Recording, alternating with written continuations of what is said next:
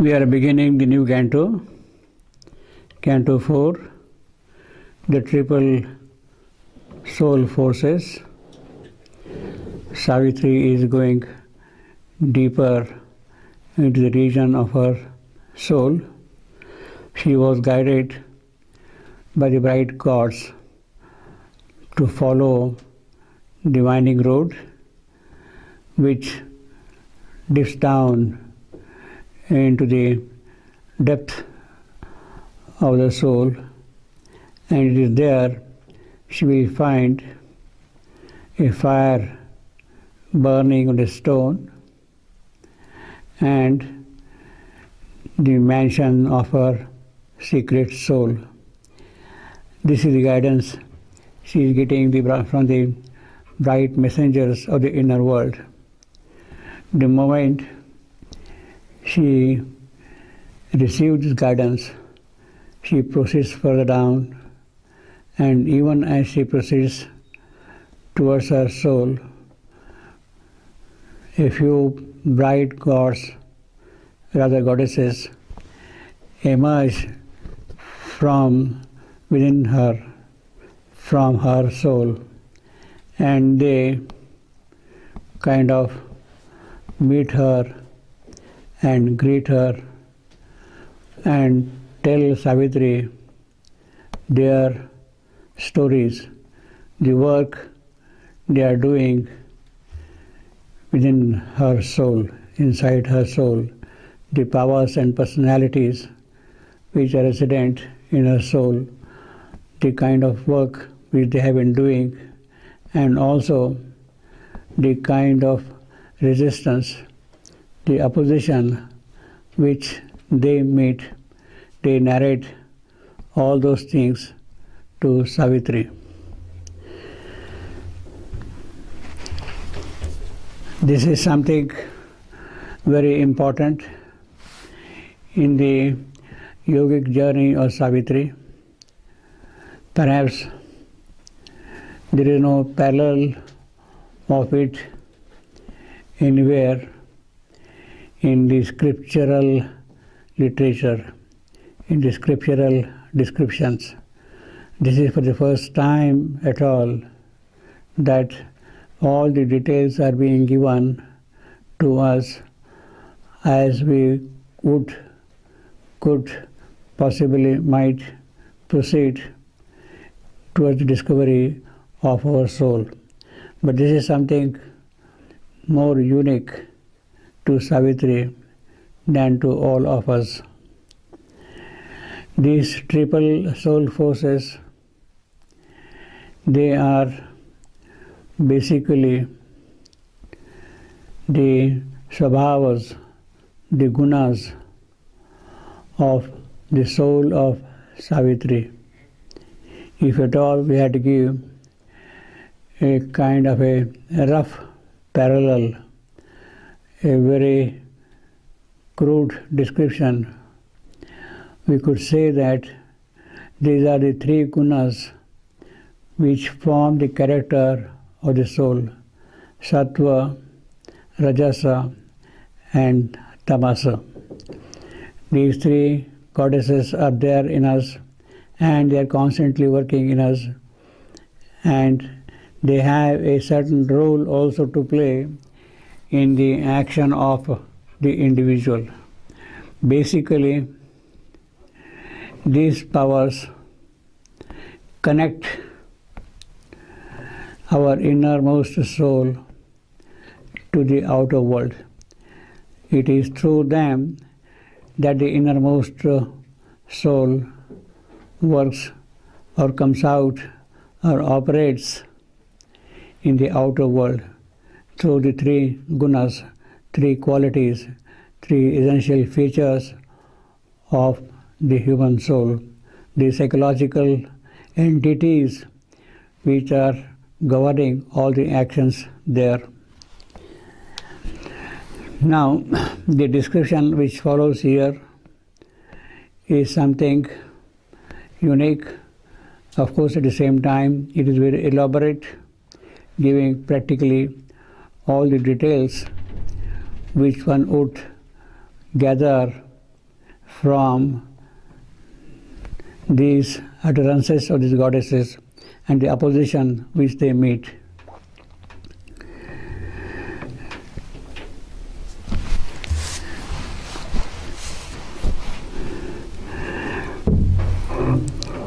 Now, let me read a couple of related statements from the writings of Sri Aurobindo, particularly from the Life Divine and from the Synthesis of Yoga. In the Life Divine, he says that there are subliminal as well as supraliminal forces which operate in us, the subconscient and the superconscient forces which operate in us, and they have three characters. We could have what he calls, Sri Aurobindo calls, as the instinctive soul, the impulsive souls, and the intellectual and emotional soul. Three souls: the instinctive, the imperative, the impulsive, and the intellectual and emotional soul. Now, the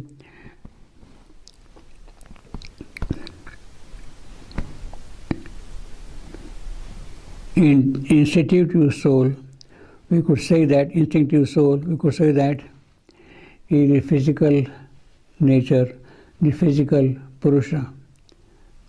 Annamaya Purusha, his counterpart, it is that which was in us, the instinctive soul, that is the physical Purusha.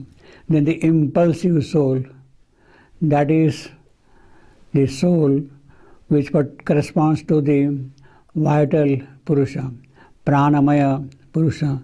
So you have Annamaya, you have Pranamaya Purusha. They are elements present within us. And of course the third one is the mental Purusha, Manomaya Purusha. So their elements are present in our soul, the inner soul. We have, essentially you might say, we have got the inner physical, the inner vital, the inner mental, as powers of the soul operating from within and expressing themselves in the outer action. So we have therefore instinctive soul, impulsive soul, intellectual and emotional soul. And these are the soul's three characters of the soul forces as he calls them, which come forward in the action of the individual. In other places it says, force has taken, the force within the soul, the Shakti in the soul, has taken three poises in the case of the individual's formations. And these correspond to the way in which we would aspire to exceed ourselves, to go beyond the mental, the vital, the physical, the way in which we would aspire, it is that which they carried out. Within us reside the mind self, the life self, the physical self, the svabhavas, what we would call as sattva, rajasa and tamasa, the three gunas of the traditional Sankhya philosophy. It is there in the soul where their origin is.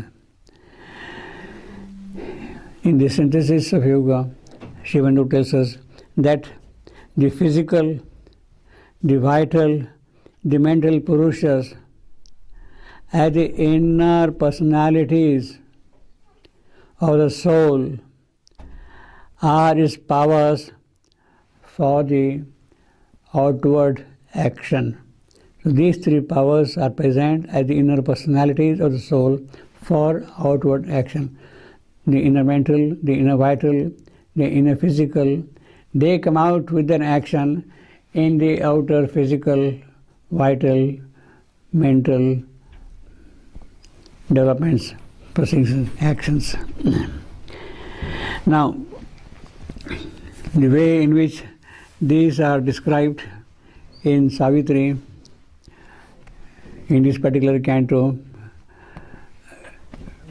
are in the form of a narrative of the goddesses themselves coming out and telling Savitri who they are. They also affirm that they are actually the parts of her soul. Their origin is in her soul. And it is they who will do the work which you would like them to do.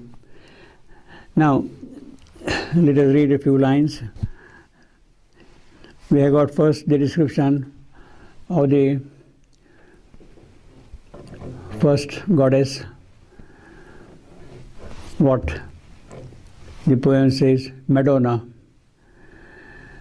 And she comes forward and tells us who is she, what she has been doing, to what extent she has been helping the life of man in this creation. And also she narrates what sort of opposition is met by her, the challenges she has to face. And of course she says again that it is her soul power. She is a power of her soul. Her origin is in the soul of Savitri itself. Here, from a low and prone and listless ground, low and prone, sloping down, lying flat, without any movement, listless ground, languid, without any movement, without any passion, without any activity. Languid ground, the passion of the first ascent began. Now, while Savitri is going deeper into her soul, it is a kind of an ascent also of going upward. The moon-bright face in a somber cloud of hair. So there is the lady here, and her face is as bright as the moon's. And her hair, they form a kind of a cloud around her hair. A moon-bright face in a somber cloud of hair. A woman sat in a pale, lustrous robe. Savitri is saying this woman there, pale, lustrous robe. A rugged and a ragged soil, a rough, very coarse ground. It is there she is sitting. A soil was her bare seat. She is sitting on a stone, on a rock, or whatever you want to call it. There is no throne, there is no cushion, and on that this great woman is sitting there. A rugged and a rugged soil was her bare seat. Beneath her feet, a sharp and wounding stone. This is the difficulty which is already indicated here. She is sitting on a stone which is very sharp, and if you press it a little hard, it can wound you, it can cause you wound. See, beneath her feet, a sharp and wounding stone. A divine pity on the peaks of the world. Who is this lady? She is divine pity herself, personified divine pity. She is the lady full of karuna. She is the karunamayi Mata, sitting there on a bare rough stone. A divine pity on the peaks of the world. A spirit touched by the grief of all that lives. The grief of the human creature, of animals, of plants. She is touched by that. She is intimate with their grief and pain and suffering. A spirit touched by the grief of all that lives. She looked out far and saw from the inner mind. That is the station. From the inner mind, she is looking out. She looked out far and saw from inner mind the questionable world of outward things, all that we live here around. Does it have any meaning, any sense, any content in it at all? She is questioning that. She is looking into that thing, into the Jagrata. From the inner, she is looking outward. This questionable world of outward things, of false appearances and plausible shapes, that is our world of false appearances. They keep on constantly changing. They have no truth at all in them. They look sort of forms and figures and all that, but they are not steady also. Of false appearances and plausible shapes, this dubious cosmos stretched in the ignorant void. That is the condition in which this world is living. Ignorant void, shunya, tadnanamaya shunya. It is in that this world is living. This dubious cosmos stretched in the ignorant void, the pangs of earth, the toil and speed of the stars, and the difficult birth and dolorous end of life, the gloomy, the somber, the sorrowful end of life. This is what she is seeing here. This is the nature of this world, and she had the divine pity of this world. She is full of karuna, pity, and she sees the play which is going on here around. But she has accepted this. She has a certain role to play. She has accepted this. Accepting the universe as her body of woe, she has taken this whole universe with full of sorrow and suffering and anguish and pain, as if it was a robe of woes, of calamities, of suffering, of blemishes. It is that robe she is wearing here. Accepting the universe as her body of woe, the mother of the seven sorrows bore the seven stabs that pierced her bleeding heart. She, the mother, Karunamayi Mata, and she has been stabbed 7 times. She is suffering with 7 sorrows, and she is sitting there.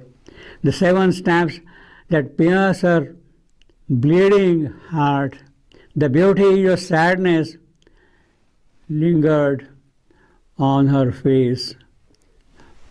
She is sad, and that sadness itself has a beauty, and she looks really beautiful with that sadness on her face. The beauty of sadness lingered on her face. Her eyes were dim with the ancient stain of tears coming from the primordial times, from the beginning of this creation. She has been sort of weeping, and those tears have left stains on her face. Her eyes were dim with the ancient stain of tears. What a poetry. Her heart was riven, broken, split. Her heart was riven with the world's agony. She could not bear that thing. Her heart gets split when she sees suffering in this world. A man being whipped, a girl being beaten, a creature, an animal is being driven. She suffers because of that. Her heart was riven with the world's agony and burdened with the sorrow and struggle in time, and anguished music trailed in her voice. When she is speaking, the music of that voice is full of anguish, of concern about this creation. Absorbed in a deep compassion's ecstasy, yet at the same time she is compassionate. And in that compassion, she is sort of absorbed, and that itself is her joy. Absorbed in a deep compassion, ecstasy, lifting the mild ray of her patient gaze. She is looking at things in soft, sweet, training words. Slowly she spoke. She is absorbed in that ecstasy of grief, of anguish for this creation. And she is lifting up her eyes and she is speaking. She is going to tell something to Savitri. Oh Savitri, I am thy secret soul. Yes, I reside deep in your soul. You have deep in you that karuna for this creation. You suffer for them. You have accepted their sorrow, their mortal lot. You have accepted and you suffer for them. Now that is how this lady, this Madonna, this Karunamayi Mata introduces herself to Savitri, and she tells Savitri, I am thy secret soul. She is the one which belongs to the quality of stability, of equilibrium, of firmness, of giving a certain poise to the activities here, not getting drifted away.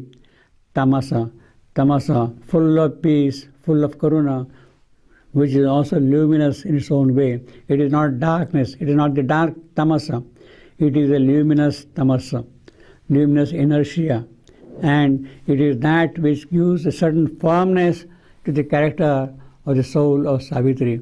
And she tells her about her story. But we are also told that this mother, the mother of the 7 sorrows, she has 7 sorrows. And she has been stabbed 7 times. She is bleeding. This great compassionate lady, full of divine pity, she is bleeding with 7 stabs. Now this is something which we do not know, we should not understand, that there is something deep within us, the divine element, who is suffering because of us, which stabs, bleeding, 7 sorrows. Now here the reference is, we might say, to the 7 sorrows by which Jesus' mother, Mary, was afflicted. She suffered with 7 sorrows. According to the Christian knowledge, theology, understanding, experience, according to Christian experience, Mary suffered with 7 sorrows. And these are very poignant sorrows, and therefore she is also called the mother of sorrows, the lady of sorrows. She is also called lady of sorrows. And what are the 7 sorrows with which she is suffering? There are long descriptions of the 7 sorrows. We might quickly see them very briefly. These are the 7 sorrows. The prophecy of Simeon. When Christ was born, the babe was taken by their parents to a wise man in the temple. And he told them that his anguish will pierce in your soul. He's telling Mary, in your soul, like a sword. His suffering, his anguish will pierce in your soul like a sword. That is the first prophecy, the prophecy of Simeon. That is the first sorrow. The second sorrow is, in those days, there was a prophecy that the ruling king, Herod, would be murdered by a young child who will be soon born. And therefore he had ordered that all the young babes which are born be killed. in order to escape that, Jesus' parents, they flew away to Egypt to save themselves from the wrath of the king. That is the flight into Egypt. That is the second sorrow. The third sorrow was once, while the parents were in the temple, Christ got lost in the temple. They could not trace him at all, where the baby is, where the boy is. They looked everywhere, here, there. They could not find him at all. Later on he was found, but that was an intense moment of agony for the parents. And therefore that is the third sorrow of Mary. The loss of child Jesus in the temple. That is the third sorrow. The first sorrow is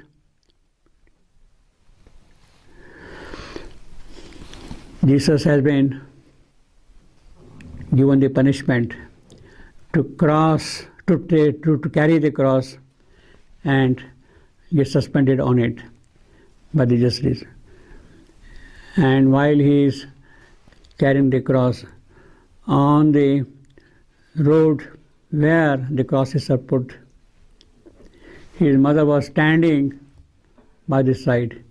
She is looking at her son, my son, suffering, being whipped, being abused by the crowd,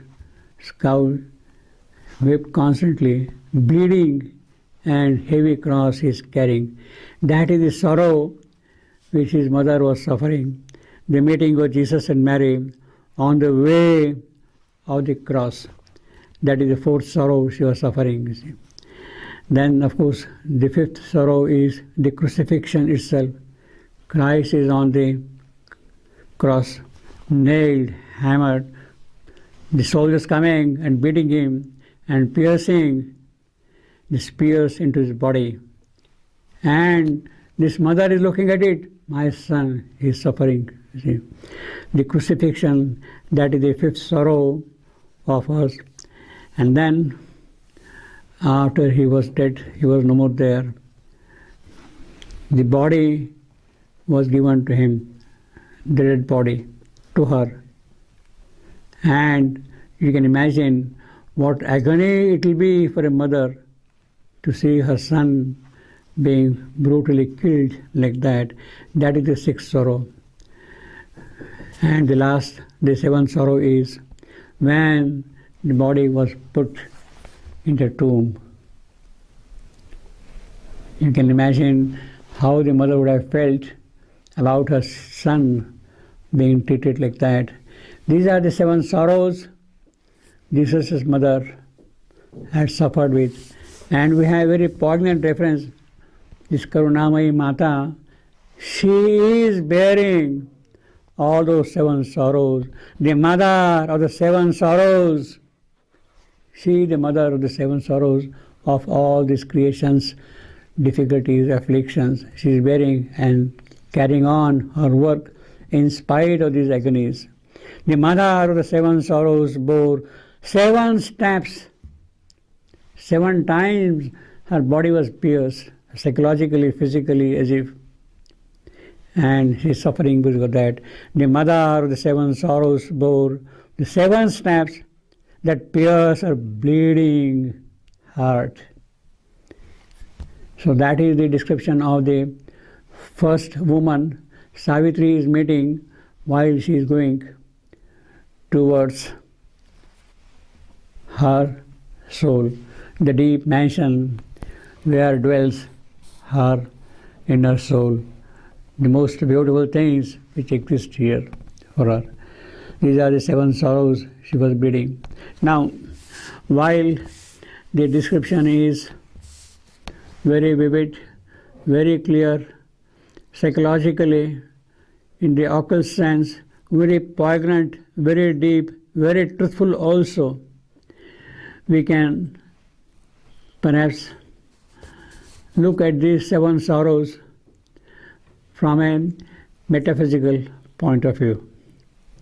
From the point of view of philosophy, what are the 7 sorrows the soul of man suffers with? We are not aware of the sorrows with which we are afflicted, but we are suffering.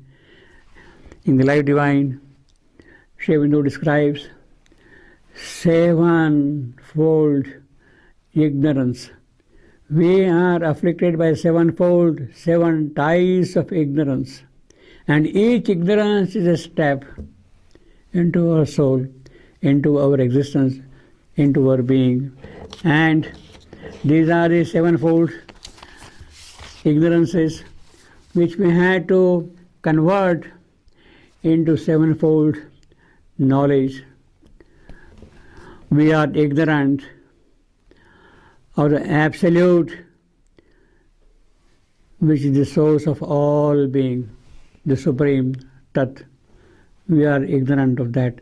That itself is a step. We don't know what that is. We are ignorant of the spaceless, timeless, immutable Self, Paramatman. We have no awareness of that thing at all. That is our second ignorance. We are ignorant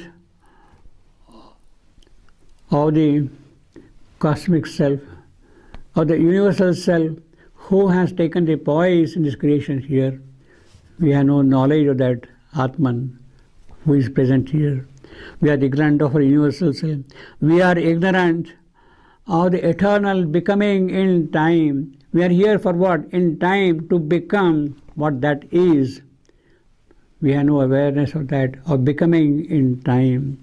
We are ignorant of our large, complex being that we are made of, the vital, the mental, the physical, and layers below and layers above our consciousness. Of that we are made.